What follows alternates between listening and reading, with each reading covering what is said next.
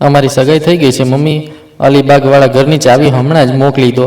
મારા દીકરા કબીરનો અવાજ ફોનમાં નહોતો, જાણે કોઈ ઓર્ડર હતો। ન હેલો, ન કેમ છો, ન એક પણ લાઈન કે તેણે મને લગ્નમાં કેમ ન બોલાવી। બસ ચાવી, બસ હક।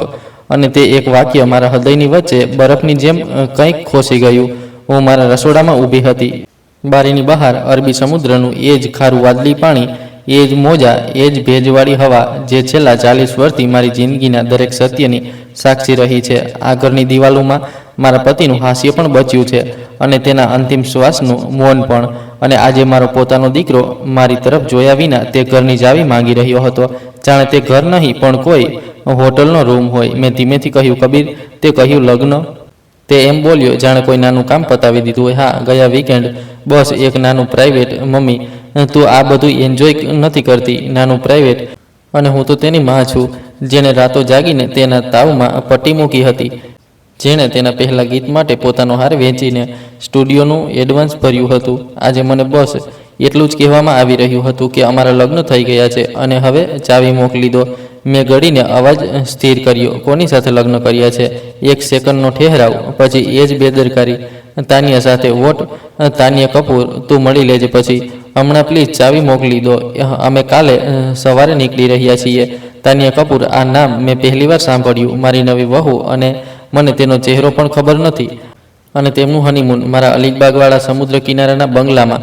તે બંગલો જે મારા પતિ, પ્રસિદ્ધ ફિલ્મ લેખક અને ગીતકાર દિવાકર મહેરાએ પોતાની પહેલી બ્લોકબસ્ટરના પૈસાથી ખરીદ્યો હતો, જ્યાં જૂના જમાનાના કલાકારો, ડાયરેક્ટર, સંગીતકાર બેસતા હતા, જ્યાં મારી દીકરી આરાહીએ પહેલીવાર તરવાનું શીખ્યું, જ્યાં કબીરે તેના દાદાજીની સામે રેતીમાં મ્યુઝિક લખ્યું હતું અને કહ્યું હતું કે હું મોટો થઈને ધૂન બનાવીશ।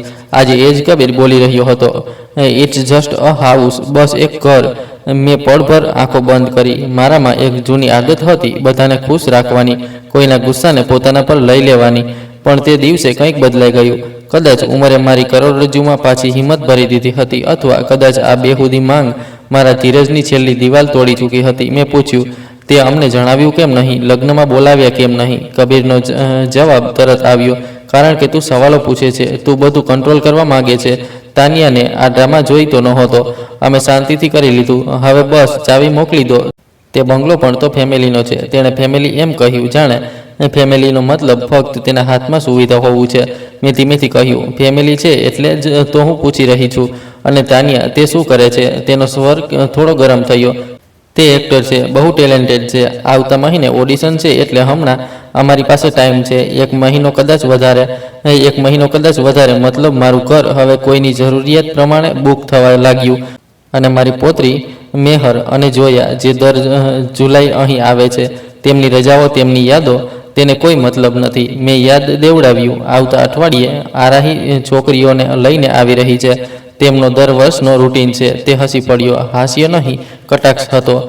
તો તે હોટેલમાં રોકાઈ જાય, આરાહીની સેલરી સારી છે। અને વળી, મમ્મી, તું શહેરવાળા ફ્લેટમાં રહેજે, સમુદ્ર જોવા માટે આટલો એટેચમેન્ટ કેમ? તેના શબ્દોમાં જે બેરૂખી હતી તેનાથી મારું ગળું સુકાઈ ગયું। મેં ફોન કાનથી હટાવીને એક પળ તેને જોયો, પણ તે અવાજમાં મારા દીકરાને શોધી રહ્યો હોઉં। પણ ત્યાં દીકરો નહોતો, ત્યાં એક માણસ હતો જેને લાગતું હતું કે માનો ના કહેવું ગુનો છે। મેં પોતાને સંભાળીને કહ્યું, કબીર, મને થોડું વિચારવા દે। આટલી જલ્દી? તે તરત ચીડાઈ ગયો, વિચારવા જેવું શું છે?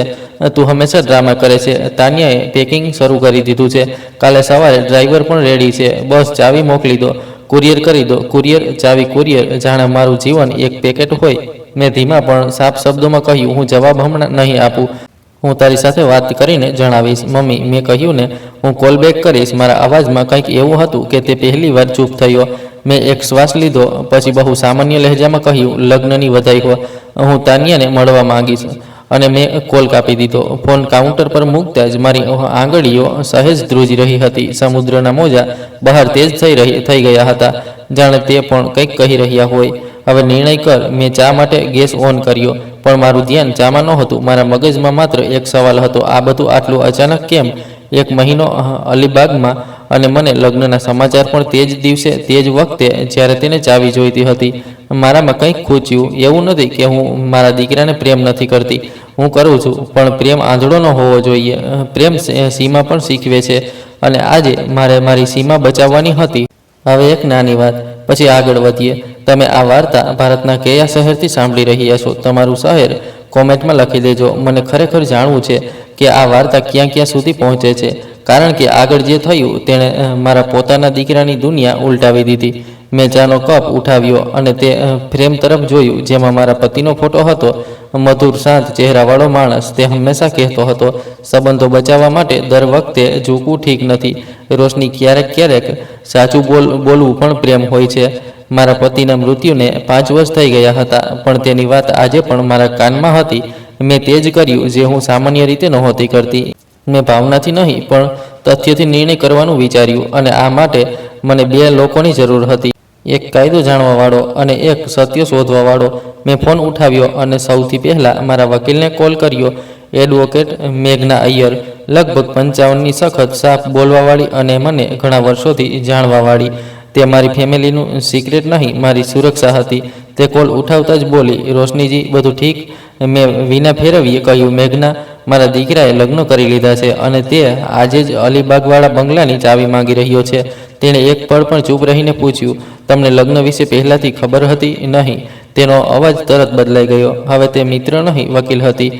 અને તમને નવી વહુ વિશે નામ આજે સાંભળ્યું, તાનિયા કપૂર. બસ, મેઘનાએ ધીમા પણ સખત લહેજામાં કહ્યું, રોશનીજી, હમણાં કોઈ ચાવી ન આપો. પહેલાં એ જણાવો, બંગલો કોના નામ પર છે? ટ્રસ્ટમાં છે કે તમારા નામ? મારા નામ, પણ એક જૂનો ફેમિલી એરેન્જમેન્ટ છે. હું ઈચ્છું છું કે તે ઘર મારી પોત્રીઓ સુધી જાય, તો અમે તેને જ મજબૂત કરીશું. અને હમણાં સૌથી જરૂરી, કોઈ પણ લેખિત સહમતિ, કોઈ મેસેજ, કોઈ વોટ્સએપ, આ કંઈ પણ નહીં, કારણ કે કાલે તે બોલશે કે તમે પરવાનગી આપી હતી. મેં હામાં માથું હલાવ્યું, જાણે તે મને જોઈ રહ્યું હોય. મેઘનાએ આગળ કહ્યું, તમે આજે જ મારી ઓફિસે આવી જાઓ અથવા હું તમારા ઘરે આવી જાઉં છું. અમે તમારા ડોક્યુમેન્ટ્સ રિવ્યૂ કરીશું, વિલ, નોમિની, પ્રોપર્ટી પેપર્સ, અને જો જરૂર પડી તો અમે ટ્રસ્ટનું સ્ટ્રક્ચર અપડેટ કરી દઈશું. મેં શ્વાસ લીધો. મારામાં ડર ઓછો હતો અને સ્પષ્ટતા વધારે. ઠીક છે. આજે બપોરે કોલ કાપતા જ મેં બીજો નંબર ડાયલ કર્યો. આ નંબર મેં વર્ષોથી નહોતો લગાવ્યો. યુસુફ શેખ, એક જમાનામાં ક્રાઇમ રિપોર્ટર, હવે પ્રાઇવેટ ઇન્વેસ્ટિગેટર. મારા પતિએ એકવાર કોઈ કૌભાંડ વખતે તેને હાયર કર્યો હતો. યુસુફનું કામ હતું ચૂપચાપ સત્ય કાઢવું, વિના તમાશાએ. તેણે ફોન ઉઠાવ્યો. હેલો, મેં કહ્યું, યુસુફ, હું રોશની મહેરા બોલી રહી છું. તે તરત ઓળખી ગયો. મેડમ, બહુ વર્ષો થઈ ગયા, બધું ઠીક? મેં સીધું કહ્યું, મારા દીકરાએ અચાનક લગ્ન કરી લીધા છે, નવી પત્ની, અને તે તરત મારા અલીબાગવાળા બંગલાની ચાવી માંગી રહ્યો છે. મારે તે છોકરી વિશે ખબર કરવી છે. હું બહુ ડિસ્ક્રીટ. યુસુફે એક સેકન્ડ પણ ન લીધો. નામ તાનિયા કપૂર, ફોટો મારી પાસે ફોટો પણ નહોતો. આ વિચારીને મારામાં વધુ એક ગુસ્સો આવ્યો. મારા દીકરાએ મને પોતાની પત્નીનો ફોટો સુદ્ધા ન મોકલ્યો, પણ ચાવી માંગી રહ્યો હતો. મેં કહ્યું, ફોટો નથી, પણ મારો દીકરો કબીર મહેરા, મ્યુઝિક પ્રોડ્યુસર, તે મુંબઈમાં રહે છે, લોઅર પેનલવાળી હાઈ રાઇઝમાં. યુસુફે કહ્યું, મળી જશે. તમે બસ એ જણાવો, તમારે શું જાણવું છે? બેકગ્રાઉન્ડ, પાછલો રેકોર્ડ, કોની સાથે ફરે છે? કબીર. પહેલાં મેં બારીની બહાર સમુદ્ર તરફ જોયું અને પછી કહ્યું, બધું. પણ સૌથી પહેલાં, શું તે ખરેખર કબીરને પ્રેમ કરે છે કે મારા ઘરને? તેણે ધીમેથી કહ્યું, સમજી ગયો મેડમ, આજ રાત સુધીમાં હું શરૂઆતની જાણકારી આપી દઈશ. પણ એક વાત, તમે પોતે કંઈ ન કરો, કોઈને શંકા ન થવી જોઈએ, ઠીક છે? મેં કોલ કાપી દીધો. હવે મારું ઘર અચાનક અલગ લાગવા લાગ્યું, જાણે આ દિવાલો કોઈ નવી ષડયંત્ર સાંભળી રહી હોય. મેં મારા રૂમમાં જઈને કબાટ ખોલ્યું. ત્યાં એક ફાઇલ હતી, જૂના કાગળો, રજિસ્ટ્રીની કોપી, ટેક્સની રસીદો, અને મારા પતિની લખેલી એક નાની લાઈન જે તેમણે બંગલો ખરીદતી વખતે મારા માટે લખી હતી. આ ઘર સમુદ્ર કરતાં વધારે આપણા સંબંધોનું શરણ છે. મેં આંગળીઓથી તે લાઈનને સ્પર્શ કર્યો અને મારામાં એક નિર્ણય બેસી ગયો, જે પણ હોય, આ ઘર કોઈના લોભનો શિકાર નહીં બને. બપોરે હું મેઘનાની ઓફિસે પહોંચી. મુંબઈ નહીં, તે અલીબાગથી થોડે દૂર પેન પાસે પોતાના એક ક્લાયન્ટ મીટિંગ સ્ટેશનમાં હતી, કારણ કે તે જાણતી હતી કે હું હમણાં અહીં છું. તેણે મારા સામે કાગળો ફેલાવ્યા અને બહુ સાફ શબ્દોમાં બોલી, રોશનીજી, આજકાલ લોકો લગ્નને ઇમોશન નહીં, એન્ટ્રી પાસ બનાવી લે છે. તમારો દીકરો છે, પણ કાયદા માનું દિલ નથી ચાલતું, દસ્તાવેજો ચાલે છે. આપણે તમારા ઘરને સીલ કરવું પડશે. મેં કહ્યું, હું મારા દીકરાની વિરુદ્ધ નથી જવા માંગતી. મેઘનાએ ધીમેથી કહ્યું, તમે તેની વિરુદ્ધ નથી જઈ રહ્યા, તમે સચ્ચાઈની સાથે જઈ રહ્યા છો, અને સીમાઓની સાથે. તેણે મને 2-3 ઓપ્શન સમજાવ્યા. સીધું ટ્રાન્સફર નહીં, પણ એક ફેમિલી ટ્રસ્ટ, જેમાં ઘર ભવિષ્યમાં મારી દીકરી આરાહીની દીકરીઓના નામ સુરક્ષિત થઈ જાય અને વેચવા કે કોમર્શિયલ ઉપયોગ પર રોક હોય. મેં પૂછ્યું, શું હું હમણાં આ કરી શકું છું? તે બોલી, હા, પણ વિચારીને, કારણ કે એકવાર આ સેટ થઈ ગયું તો બહુ કંઈ બદલાઈ જશે. મેં વિચાર્યું. મારા દીકરાનો ચહેરો યાદ આવ્યો. ફોન પર તે બેરૂખી, તે ઉતાવળ, તે બસ ચાવી મોકલી દો. અને મારી પૌત્રીઓનો ચહેરો, જેમનું હાસ્ય આ ઘરની અસલી ધડકન હતી. મેં સાઇન ન કર્યું. હમણાં નહીં. મેં કહ્યું, પહેલાં મને તે છોકરીની સચ્ચાઈ જોઈએ, પછી હું નિર્ણય કરીશ. મેઘનાએ માથું હલાવ્યું. ઠીક છે, પણ ત્યાં સુધી તમે ચાવી નહીં આપો? મેં કહ્યું, નહીં. ઘરે પાછા ફરતી વખતે વરસાદના હળવા ટીપાં પડી રહ્યા હતા. સમુદ્રની હવામાં મીઠું અને માટીની ગંધ ભળી હતી. મેં મારા બંગલાની સીડીઓ ચડતી વખતે પોતાને કહ્યું, રોશની, આજે તું માં પણ છે અને ઘરની રખેવાળ પણ. શાંત થતાં થતાં કબીરના 3 મિસ કોલ આવી ચૂક્યા હતા અને 5 વોટ્સએપ મેસેજ. મમ્મી, કુરિયર કરી દીધું. તાન્યા નારાજ થઈ રહી છે. કાલે સવારે નીકળવાનું છે. પ્લીઝ ડ્રામા ન કરો. મેં એક પણ રિપ્લાય ન કર્યો. મેં બસ સ્ક્રીનશોટ લઈને મેઘનાને ફોરવર્ડ કરી દીધો પુરાવા માટે. રાત લગભગ 9 વાગ્યે યુસુફનો કોલ આવ્યો. તેના અવાજમાં એ જ સાવધાની હતી. મેડમ, શરૂઆતની જાણકારી આવી ગઈ. મારું દિલ તેજ થયું. બોલો, યુસુફે કહ્યું. તાન્યા કપૂર આ નામ ઇન્ડસ્ટ્રીમાં ફરે છે, પણ તેનું જૂનું નામ કંઈક બીજું હતું અને તે પહેલીવાર કોઈ સી ફેસિંગ પ્રોપર્ટીની આસપાસ નથી દેખાઈ. છેલ્લા 3 મહિનામાં તેને 2 વાર એવા લોકો સાથે જોવામાં આવી છે જે કોસ્ટલ પ્રોજેક્ટ અને હેરિટેજ રિનોવેશનવાળા બિઝનેસમાં છે. અને તેણે થોડીવાર રોકાઈને કહ્યું, સૌથી અજીબ વાત, 3 મહિના પહેલાં અલીબાગવાળા તમારા બંગલા પર એક ફંડ રેઝર ઇન્વેન્ટ થયો હતો, યાદ છે? જેમાં તમે નહોતા.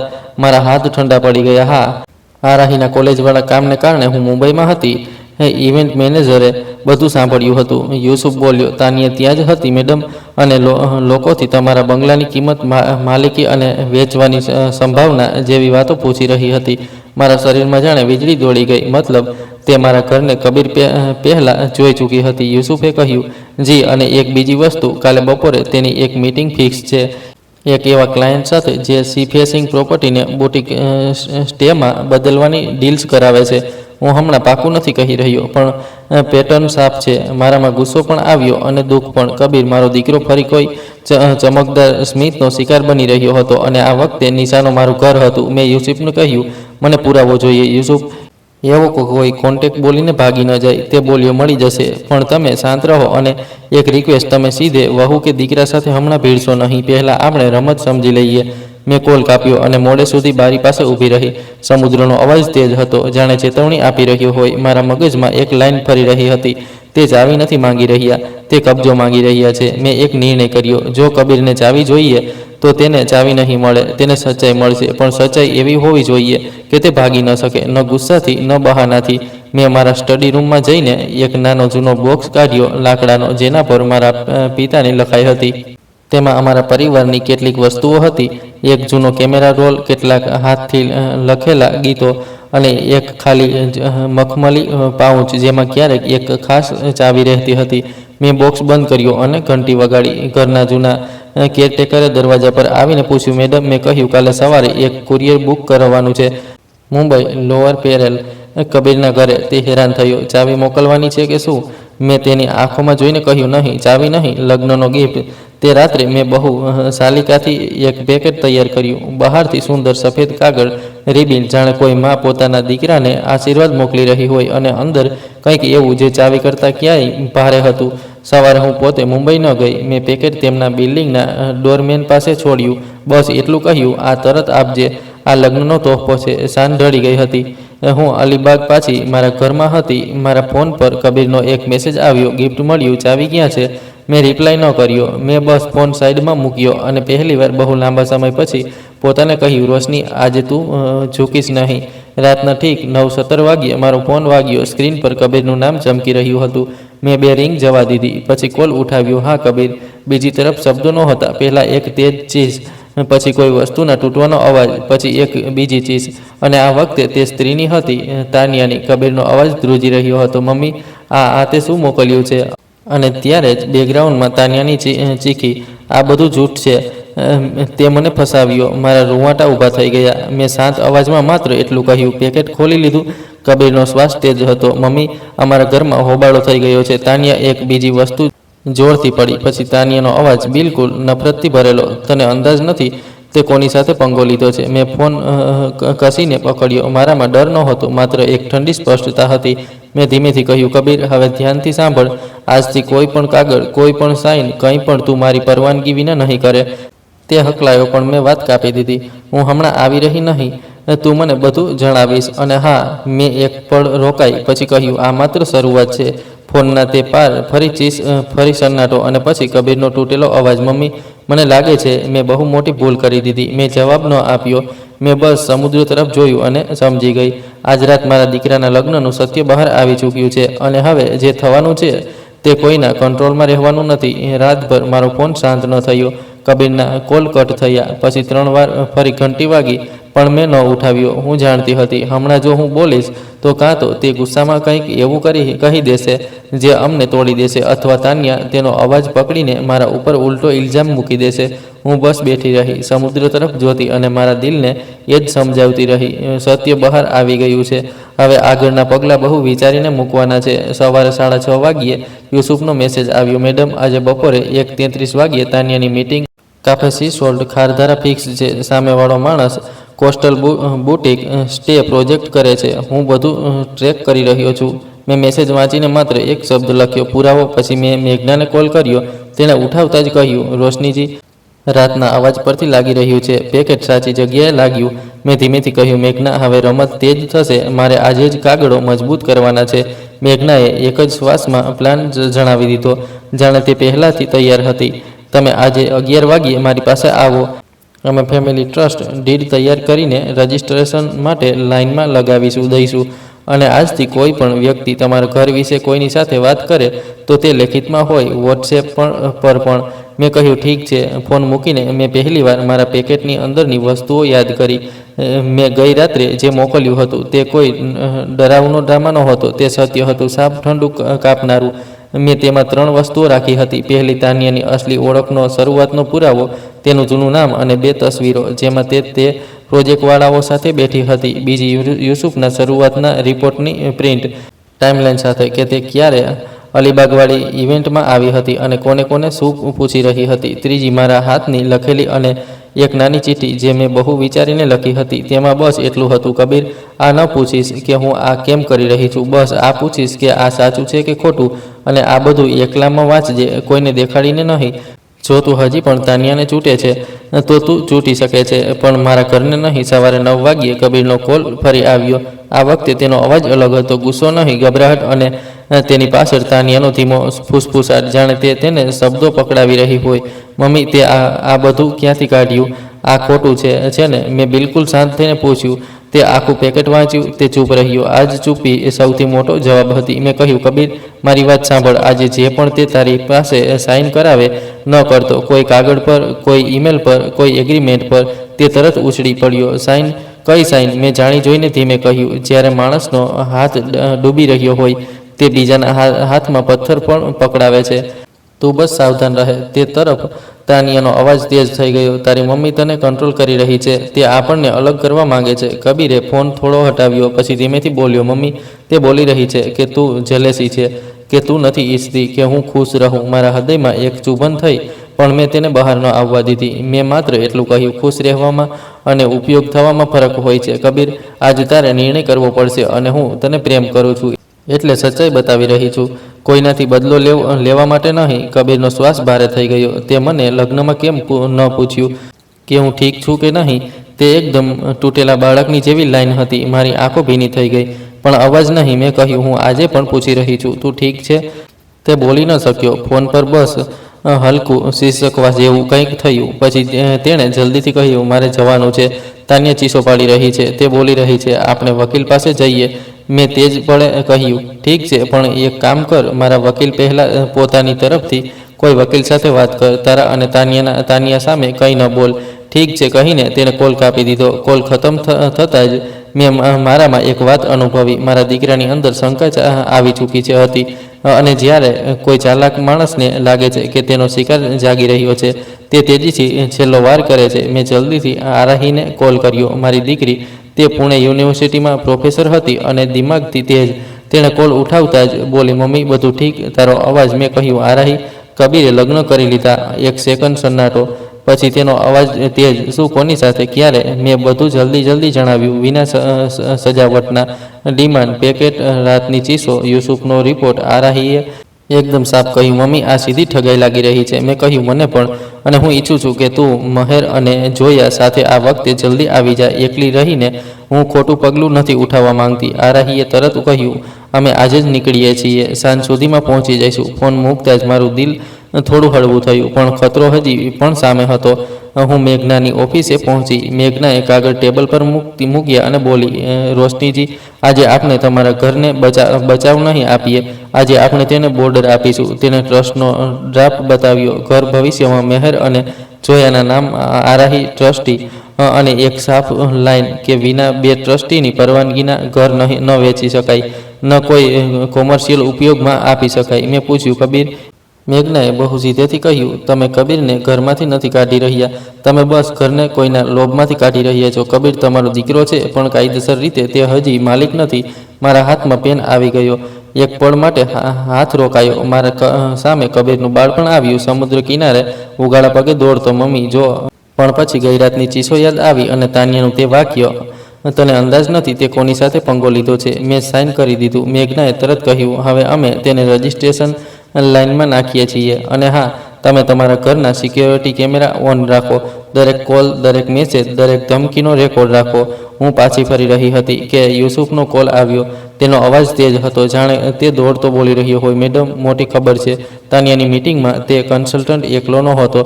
તેની સાથે એક માણસ હતો જે હોરાઇઝન કોસ્ટલ ડેવલપમેન્ટ સાથે જોડાયેલો છે. અને તાનિયાએ સાફ કહ્યું, અમને બસ એકવાર ઘરમાં એન્ટ્રી જોઈએ, પછી અમે કબીરથી સાઇન કરાવી લઈશું. મારા પેટમાં મરોડ ઉઠી. તે સાંભળ્યું. હા, આ પબ્લિક જગ્યા હતી, કાયદાકીય લાઇનમાં રહેતા. મેં રેકોર્ડિંગનું એરેન્જમેન્ટ કર્યું છે, તમને ક્લિપ મોકલી રહ્યો છું. ફોન કાપતા જ મારા વોટ્સએપ પર એક ઓડિયો ક્લિપ આવી. મેં સાંભળવા માટે ઇયરફોન લગાવ્યો. તાનિયાનો અવાજ બિલકુલ સાફ, મીઠો નહીં, નકલી પણ નહીં, પણ ઠંડો અને ગણતરી કરતો. કબીર ઇમોશનલ છે, તેને બસ પત્નીવાળો દબાણ જોઈએ. એકવાર પીઓએ સાઇન થઈ ગયું, પછી માની રમત ખતમ. મારા હાથ ધ્રુજી ગયા. આ માત્ર ઘરની ચાવી નહોતી, આ મારી જિંદગીની ચાવી હતી, મારા નિર્ણયોની ચાવી, મારી ઓળખની ચાવી. અને તે તેને મારા દીકરાના હાથથી ચોરી લેવા માંગતી હતી. મેં તે જ વખતે મેઘનાને ઓડિયો ફોરવર્ડ કર્યો અને એક લાઈન લખી, હવે મોડું નહીં. મેઘનાનો જવાબ આવ્યો, હું હમણાં જ એસ ઓર્ડર વડી કે નાતમ ઇન્જેક્શનની તૈયારી શરૂ કરી રહી છું. જો તે પીઓએ કે કોઈ બનાવટી કાગળ લઈને આવી તો અમે પોલીસ કમ્પ્લેન અને કોર્ટ સ્ટે બંને કરીશું. સાંજે આરાહી મહેર અને જોયા સાથે આવી ગઈ. ઘરમાં બાળકોનું હાસ્ય આવ્યું તો મારામાં થોડી તાકાત પાછી આવી. મહેરે આવતા જ કહ્યું, નાની, આ વખતે સમુદ્ર વધારે તેજ લાગી રહ્યો છે. મેં તેના વાળ સહલાવ્યા અને બોલી, ક્યારેક સમુદ્ર તેજ હોય છે, જેથી આપણે જાગી જઈએ. આરાહી મને અલગ લઈ જઈને પૂછ્યું, હવે શું પ્લાન છે? મેં કહ્યું, આજ રાત કબીરને એકલા વાત કરવા બોલાવીશ અને તેને આ ઓડિયો સંભળાવીશ, પણ તેને તાનિયાથી દૂર રહીને સંભળાવવું પડશે. આરાહીએ માથું હલાવ્યું, અને જો તે ફરી પણ ન માન્યો, મેં બહુ ધીમેથી કહ્યું, તો હું તેને છોડી દઈશ, પણ ઘર નહીં આપું. રાત ઠીક 8-10 વાગ્યે કબીરનો મેસેજ આવ્યો, મમ્મી, હું આવી રહ્યો છું, એકલો. તાનિયાને લાગી રહ્યું છે હું ક્લાયન્ટ મિટિંગમાં છું. મારા દિલની ધડકન તેજ થઈ ગઈ. આ સારું પણ હતું અને ડરાવનું પણ. સારું કારણ કે તે એકલો આવી રહ્યો હતો, ડરાવનું કારણ કે તેનો મતલબ તાનિયા હવે વધુ ખતરનાક પગલાં ઉઠાવશે. મેં બસ રિપ્લાય કર્યો, સીધો સ્ટડી રૂમમાં આવજે. દેશ સ્કૂલ અને સૂતા. પણ ઘરના કેમેરાએ ગાડી બતાવી. કબીરની ગાડી એસયુવી. તે ઉતર્યો, થાકેલો ચહેરો ઉતરેલો. ઘરમાં ઘૂસતા જ તેણે આજુબાજુ જોયું, જાણે તેને પહેલીવાર યાદ આવી રહ્યું હોય કે આ જગ્યા ઘર છે. મેં તેને પાણી આપ્યું અને કંઈ પણ બોલ્યા વિના ટેબ્લેટ તેના સામે મૂકી દીધું. ઓડિયો ક્લિપ, રિપોર્ટ અને મેઘનાના ડોક્યુમેન્ટની કોપી. મેં બસ કહ્યું, પહેલાં સાંભળ. કબીરે પ્લે દબાવ્યું. તાનિયાની એજ લાઈન વાગવા લાગી. એકવાર પીઓએ સાઇન થઈ ગયું. કબીરનો ચહેરો સફેદ પડી ગયો. તેની આંખો ફેલાઈ ગઈ. તેણે ઓડિયો રોકી દીધો, જાણે શ્વાસ નથી મળી રહ્યો. આ તેનો અવાજ છે? મેં કહ્યું, હા. તેણે ફરી ઓડિયો ચલાવ્યો, પછી બંધ કર્યો, પછી ચલાવ્યો. દર વખતે તેનો ચહેરો વધુ તૂટતો ગયો. મમ્મી, તે મારી સાથે, તેનો અવાજ ફાટવા લાગ્યો, તે મારી સાથે આ બધું કરી રહી હતી. મેં ધીમેથી કહ્યું, કબીર, હું તને શર્મિંદા કરવા નથી આવી, હું બસ તને બચાવવા આવી છું. કબીરે પોતાનું માથું પકડી લીધું. મેં આટલી મોટી ભૂલ કરી. એટલામાં તેનો ફોન વાગ્યો. સ્ક્રીન પર તાનિયાનું નામ ચમકી રહ્યું હતું. કબીરે કોલ ન ઉઠાવ્યો. ફોન ફરી વાગ્યો. ફરી ત્રીજી વાર પછી એક મેસેજ આવ્યો, જો તું હમણાં ન આવ્યો તો હું પોતે તારી માના ઘરે આવી રહી છું અને આ વખતે હું એકલી નહીં આવું. કબીરે મને જોયું. તેની આંખોમાં ડર હતો. મમ્મી, તે શું મતલબ એકલી નહીં? મેં જવાબ આપતા પહેલાં જ સિક્યોરિટી સિસ્ટમે એક તેજ બીપ આપી. સ્ક્રીન પર નોટિફિકેશન ચમક્યું. ગેટની બહાર બે ગાડીઓ ઊભી છે, એક લાલ રંગની કન્વર્ટિબલ અને બીજી સફેદ એસયુવી જેના કાચ પર પ્રવેશવાળું નાનું સ્ટીકર લાગેલું હતું. કબીરના હોઠ સુકાઈ ગયા. તે અહીં આવી ગઈ અને તેજ પડે ડોરબેલ નહીં, દરવાજા પર જોરથી ધમક સંભળાઈ. પછી તાનિયાનો ચીસ પાડતો અવાજ બહારથી આવ્યો, રોશની મહેરા, દરવાજો ખોલો, આજે નિર્ણય થશે. મારા હાથ આપોઆપ સ્ટડી રૂમના સ્વિચ તરફ ગયા. મેં બહારની બધી લાઇટ્સ ઓન કરી દીધી, પણ દરવાજો ન ખોલ્યો. મેં કેમેરા ફીડવાળી સ્ક્રીન પર ઝૂમ કર્યું. લાલ કન્વર્ટિબલ સામે તાનિયા ઊભી હતી, વાળ વિખેરાયેલા, ચહેરો ગુસ્સાથી લાલ, હાથમાં ફોન. તેની પાછળ સફેદ એસયુવી હતી જેમાંથી બે લોકો ઉતર્યા, એક માણસ કેમેરા પકડીને, બીજો માઇક જેવું કંઈક લઈને. અને ત્યારે મને સમજાયું, આ લડાઈ નહીં, આ તમાશો બનાવવા આવી છે. મારા ઘરની બહાર મારી ઇજ્જતનો શો બનાવીને મને દબાવવા આવી છે. કબીર મારા બાજુમાં ઊભો હતો, જાણે જમીન ખસી ગઈ હોય. તેનો અવાજ તૂટી ગયો. મમ્મી, તે મીડિયા લઈને આવી ગઈ. મેં તેની તરફ જોયું, બહુ શાંત થઈને કહ્યું, આજ તો તેનું હથિયાર છે, આપણે તેને આપણું હથિયાર બનાવી દઈશું. બધું રેકોર્ડ થશે. મેં ઇન્ટરકોમ ઓન કર્યો. ગેટના સ્પીકરમાં મારો અવાજ નીકળ્યો, સાફ, ઠંડો, વિના ધ્રુજીએ. તાનિયા કપૂર, તમે મારા ઘરના પ્રાઇવેટ પ્રોપર્ટી ગેટ પર ઊભા છો. અહીં કેમેરા રેકોર્ડિંગ ચાલી રહ્યું છે. તમે શાંતિથી પાછા ફરી જાઓ. જે પણ વાત છે વકીલ દ્વારા થશે. તાનિયાએ ઉપર કેમેરા તરફ જોઈને બૂમ પાડી, રોશની મહેરા, મેં તારા પતિના દિમાગમાં ઝેર ભર્યું છે. મેં તે અમારા વિરુદ્ધ ખોટા પુરાવા બનાવ્યા. કેમેરાવાળો માણસ તરત આગળ આવ્યો, જાણે તેને મસાલો મળી ગયો હોય. મેડમ, તમે કંઈ કહેવા માગશો? તમારા ઉપર આરોપ છે કે તમે દીકરાના લગ્ન તોડી દીધા અને વહુને ઘરમાંથી કાઢી રહ્યા છો. મેં એક પળ કબીર તરફ જોયું. તેની આંખોમાં શરમ અને ગુસ્સો બંને હતા. મેં ફરી ઇન્ટરકોમમાં બોલ્યું, હું કોઈ પ્રેસ સાથે વાત નહીં કરું. આ ઘર અને પરિવાર ખાનગી મામલો છે. તમે લોકો હમણાં પ્રાઇવેટ પ્રોપર્ટીથી હટો, નહીં તો હું પોલીસને કોલ કરી રહી છું. તાનિયાએ ગેટ પર હાથ માર્યો. પોલીસ બોલાવી લે, હું તને કોર્ટમાં ઢસડીશ. તું વિચારે છે તારા પૈસા બધું ખરીદી લેશે? કબીરનો હાથ ધ્રુજી રહ્યો હતો. તે ધીમેથી બોલ્યો, મમ્મી, હું બહાર જઈને. મેં તરત તેનો હાથ પકડીને રોકી દીધો. નહીં, આજે તું બહાર નહીં જાય. આજે તું પહેલીવાર પોતાને પણ બચાવશે અને મને પણ. તેના ચહેરા પર દર્દ આવ્યું. પણ આ બધું મારા કારણે? તે તેની વાત કાપી નહીં, બસ ધીમે કહ્યું, ભૂલ થઈ છે, હવે સાચું પગલું ઉઠાવવાનું છે. મેં મેઘનાને કોલ લગાવ્યો. તે પહેલી રિંગ પર ઉઠાવી લીધી, જાણે તે રાહ જ જોઈ રહી હતી. રોશનીજી, મેં કહ્યું. મેઘના, તે ગેટ પર છે, પ્રેસ પણ છે, ધમકી આપી રહી છે. મેઘનાનો અવાજ તરત તેજ અને પ્રોફેશનલ થઈ ગયો. તમે દરવાજો ન ખોલો. હું હમણાં જ પોલીસ હેલ્પલાઇન પર લોકલ કંટ્રોલ રૂમને પણ નોટ કરી રહી છું. તમે 112 પર કોલ કરો અને કહો, પ્રાઇવેટ પ્રોપર્ટી પર હોબાળો, ધમકી, પ્રેસની સાથે, અને બધા કેમેરા રેકોર્ડિંગ સેવ રાખો. મેં ફોન મૂક્યો અને 112 ડાયલ કર્યો. મેં બહુ સાફ શબ્દોમાં કહ્યું, અલીબાગ પ્રાઇવેટ પ્રોપર્ટી ગેટ પર એક મહિલા હોબાળો કરી રહી છે, ધમકી આપી રહી છે અને મીડિયાવાળા સાથે છે. અમે અસુરક્ષિત અનુભવી રહ્યા છીએ. ઓપરેટરે કહ્યું, પેટ્રોલિંગ ટીમ મોકલી રહ્યા છીએ. કબીર વચ્ચે દરવાજા તરફ જોઈ રહ્યો હતો, જાણે તેનું અંદરનું બાળક ડરી રહ્યું હોય અને અંદરનો માણસ શર્મિંદા હોય. તેના ફોન પર સતત કોલ અને મેસેજ આવી રહ્યા હતા. તાનિયા એક પછી એક અને ફરી એક મેસેજ ચમક્યો, જેણે કબીરના ચહેરા પરથી રંગ ખેંચી લીધો. જો તું હમણાં બહાર ન આવ્યો તો હું તારી માને મેન્ટલ અનફિટ સાબિત કરી દઈશ. મારી પાસે ડોક્યુમેન્ટ છે, તું બસ સાઇન કરી દે. કબીરે મને જોયું. Mummy, mental unfit? મેં તેની આંખોમાં સીધું જોયું. આજ તેનું આગળનું સ્ટેપ હતું. તે મારા વિરુદ્ધ પીઓએ નહીં, કંટ્રોલ ઇચ્છતી હતી અને તે તને મોહરો બનાવી રહી હતી. કબીરનું ગળું સુકાઈ ગયું. તેણે ધીમેથી કહ્યું, હું આટલો બેવકૂફ કેવી રીતે?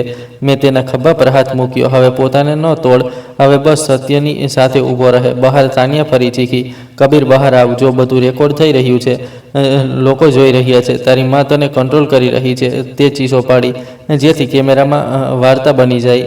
માં ખરાબ, બહુ વિચારી દીકરો ફસાયેલો. અને ત્યારે જ આરાહી ઉપરથી દોડતી આવી. તેની પાછળ મહેર અને જોયા પણ જાગી ચૂક્યા હતા. ગભરાયેલી આંખોથી આરાહીએ ફૂસફૂસાવીને કહ્યું, મમ્મી, શું થઈ રહ્યું છે?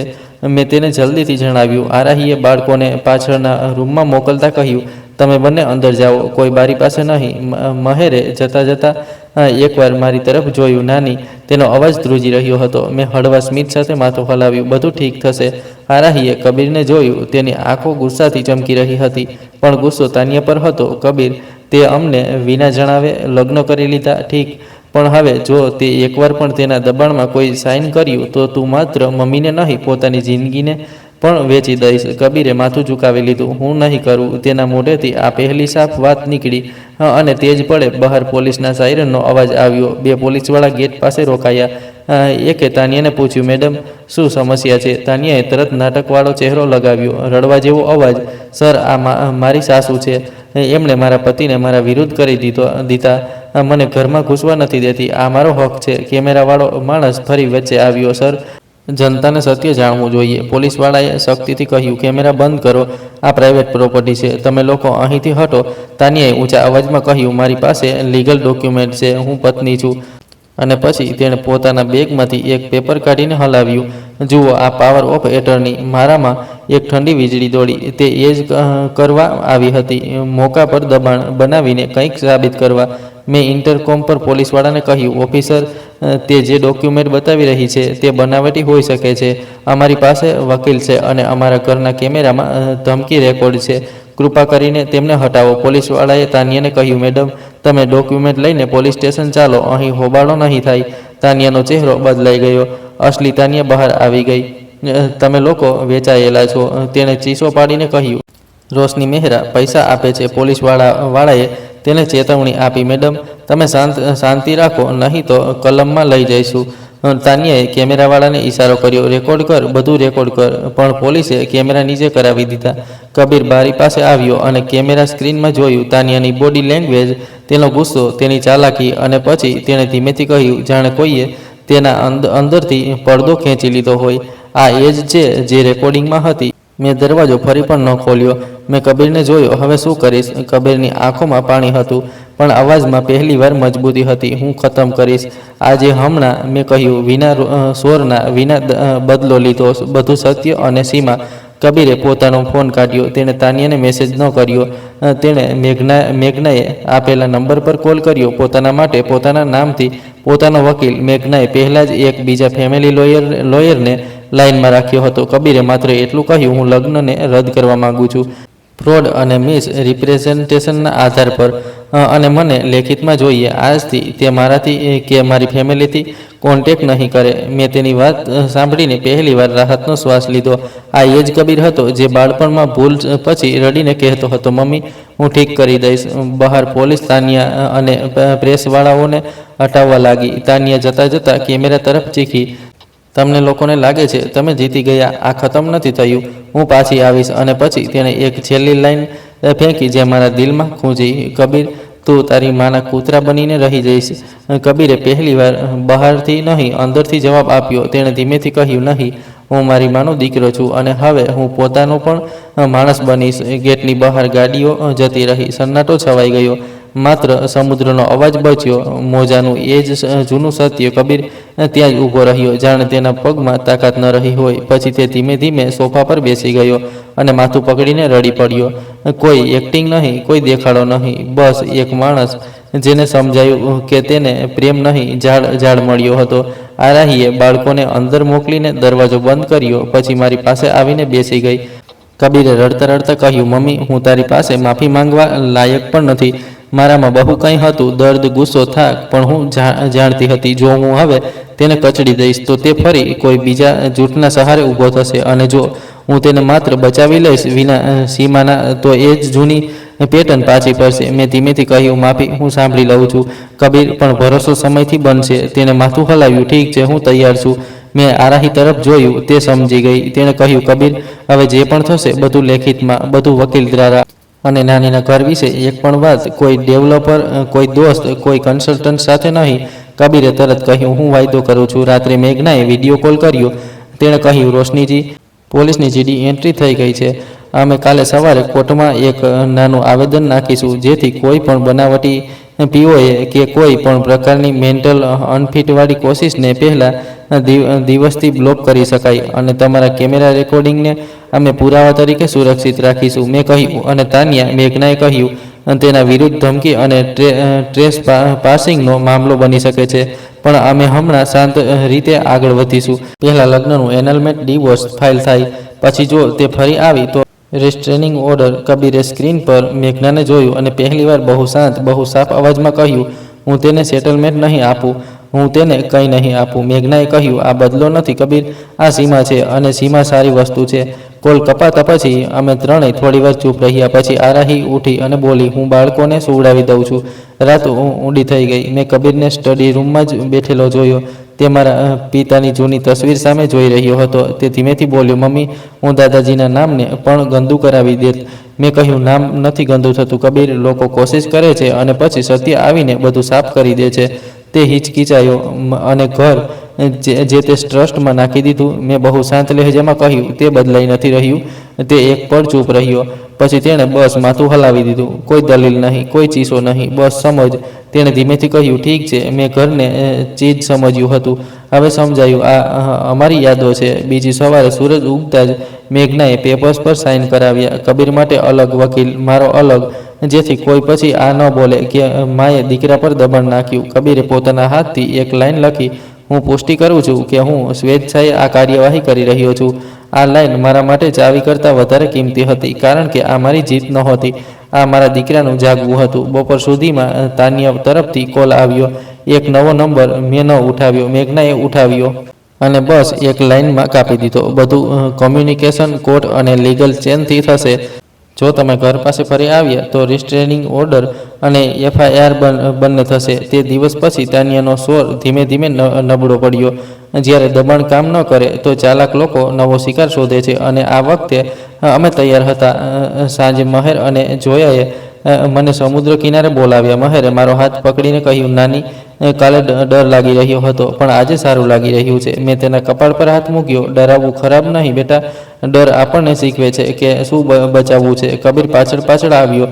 તેણે જોયાની સર્ફબોર્ડ ઉઠાવીને આપી અને પહેલીવાર બહુ સામાન્ય રીતે બોલ્યો, ચાલો, હું પણ તમારી સાથે રેતી પર બેસું છું. જોયા હસી પડી. મામા, તમે સર્ફ કરશો? કબીરે પહેલીવાર હળવું હસ્યું. હમણાં નહીં, પહેલાં પોતાને સંભાળી લઉં. તેણે મારી તરફ જોયું. મમ્મી, હું કાઉન્સેલિંગ શરૂ કરીશ. મારે સમજવું છે હું વારંવાર આવા લોકોની જાળમાં કેમ ફસાઈ જાઉં છું. મારા ગળામાં કંઈક અટકી ગયું. મેં બસ કહ્યું, આ સૌથી મોટો નિર્ણય છે. તેણે ધીમેથી કહ્યું, અને હું તને એક વાત કહેવા માગું છું. મેં કહ્યું, બોલ. તેણે સમુદ્ર તરફ જોતા કહ્યું, હું ગુસ્સો રાખીને જીવવા નથી માંગતો. તાનિયાએ જે કર્યું તે ખોટું છે, પણ હું તેને નફરત બનાવીને મારા અંદર નહીં રાખું. હું માત્ર તેનાથી દૂર રહીશ. તેની વાત સાંભળીને મારા દિલમાં એક અજીબ શાંતિ આવી. આજ તો અસલી જીત હતી. બદલો નહીં, સીમા, ક્રૂરતા નહીં, સચ્ચાઈ, તૂટવું નહીં, સુધાર. મેં કહ્યું, આ જ સાચું છે. ખોટાની વિરુદ્ધ ઊભા રહેવું જરૂરી છે, પણ અંદરને ઝેર ન બનાવજે. કબીરે માથું હલાવ્યું. હું કોશિશ કરીશ. રાત્રે અમે સાથે જમ્યા. સાધારણ દાળ, ચાવલ, માછલી ફ્રાય, જે કબીરને બાળપણમાં પસંદ હતી. કોઈ ગ્રાન્ડ ડિનર નહીં, કોઈ ભાષણ નહીં, બસ ઘરનું ભોજન અને ઘરનો અહેસાસ. જમ્યા પછી કબીરે મારા સામે તે નાનો જૂનો બોક્સ મૂક્યો, જેના પર મારા પિતાની લખાઈ હતી. તેણે કહ્યું, મમ્મી, હું આ ઘરને ફરીથી ઘર બનાવવા માગું છું, કોઈ શોપીસની જેમ નહીં.